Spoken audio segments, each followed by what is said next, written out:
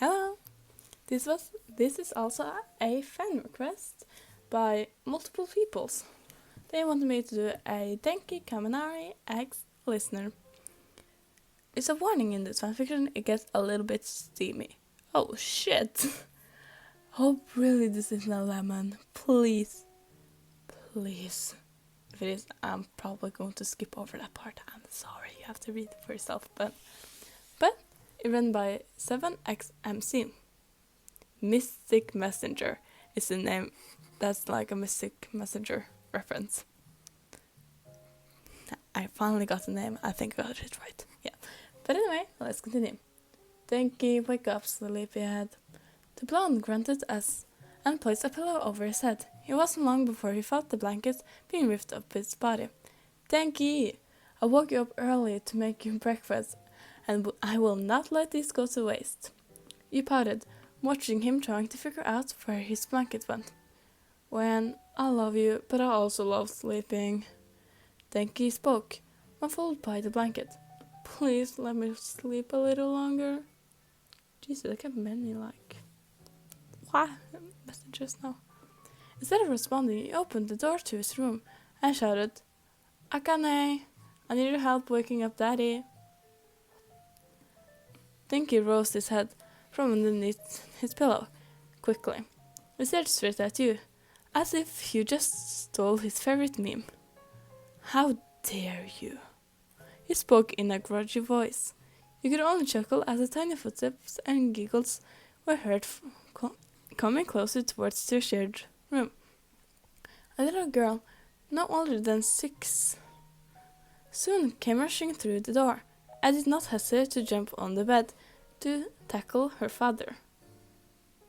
Daddy, get up! Your daughter held a big smile on her face, and she tried to tickle your fiancé awake. The key word being tried. Before she could touch his side, Denki pulled her off him and trapped her in his arms. Akane could only struggle as she was squeezed and attacked by Denki's kisses. Mommy, help me! Akane squealed. Okay, I'm coming. You walked to your shared bed and tried to pry your daughter from your fiancé. You were all laughing. That's it until Akane sneezed. Denk didn't feel much pain since it was practically a walking charger. You had already gotten used to it, having a fiancé who could kiss you so much and shock you from time to time. Had you prepared? You and Denki both set off trying to patch your hair down, while your daughter only laughed. Akane, go eat your breakfast before it gets cold. You spoke, Denki trying to help you with your hair. Her tiny feet rushed out of the room. No, I wouldn't mind another little shocker. You spoke in a flirty tone, giving you eyes you've seen when he convinced you to have Akane. Do I really want another child who will shock me every time they sneeze? You put your finger on your chin, pretending to think. I'll pass. Denki wrapped his arms around your waist. Please. I'll teach Akane to stop shocking you when she sneezes. He pouted. You freed yourself from his arms. That's cute. You actually thought I was talking about Akane. You grinned, as he genuinely looked offended at your comment. I got another. Come on, I made your favorite. He could only grumble as he struggled to put on his shirt. You actually to help him, because his head was through an armhole. Once he was freed from the trap, he called his shirt. Denki dragged his feet out of the bedroom, following you. When you both entered the kitchen, your precious daughter was playing with her breakfast, getting it all over her face.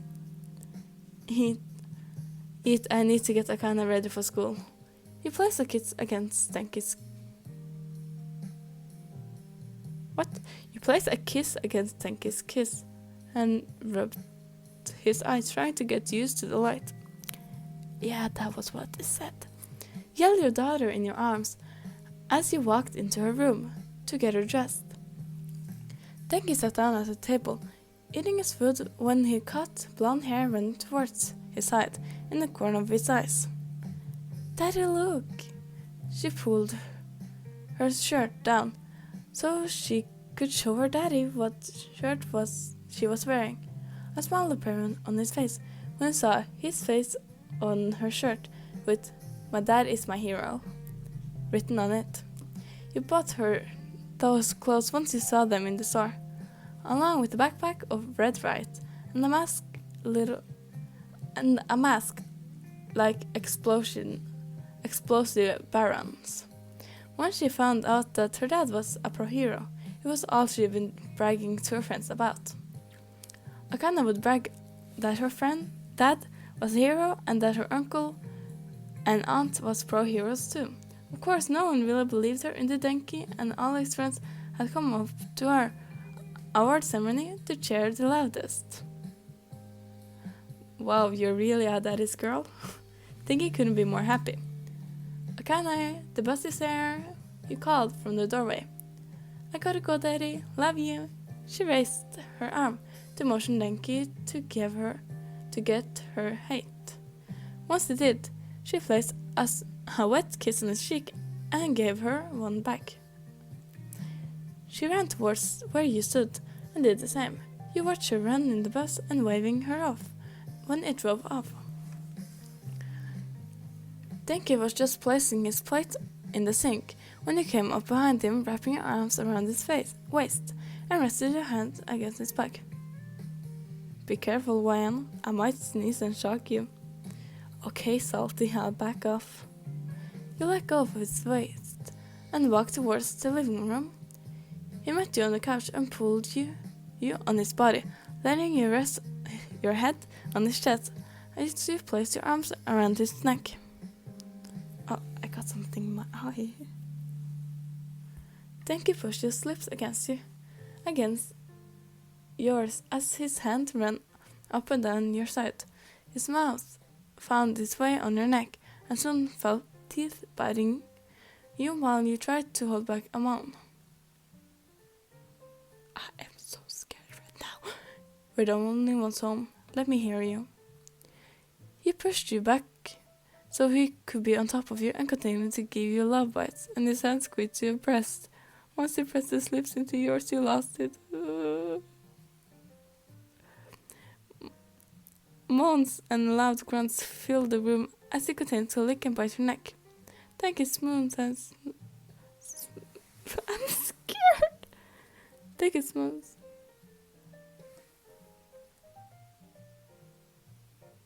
You know what? I ain't going to read any more of that, but I can only see.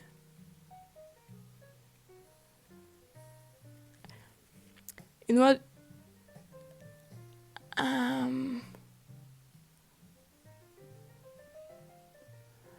Okay, I'll just go where there is not any enough work.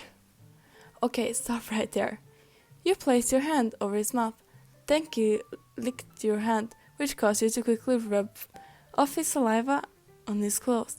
You both were in the middle of class, and you also did not want your electrifying boyfriend to speak about his fantasy sex life in front of other people. That's what I want our future to be like. He grinned, puffing his chest out. First of all, I'm not pregnant. Second of all, we're still in high school. And lastly, we are never going to have sex on our couch. He shrugged his shoulders at your words. You never know when, anything could happen. Well, in my future, I see myself marrying a famous guy or girl and having 3 kids. You spoke, thinking you could only snicker at your dream. I would rather you marrying someone you actually have a chance with. He scooted closer to you. We gave him a simple nod. You're right. Let me ask Rocky if he's up for it. You said, getting up for your seat. Then he only stared at you, walking away from him before running after you. Why, I meant me. I'm your boyfriend. That was funny. But I jumped over the kind of not safe for work part because... No, just no, I'm sorry. If you guys It wasn't much, it was like a couple of lines. But I'll leave the fanfiction in the description below in case you guys want to see what it said. But I'll see you guys next video. Bye!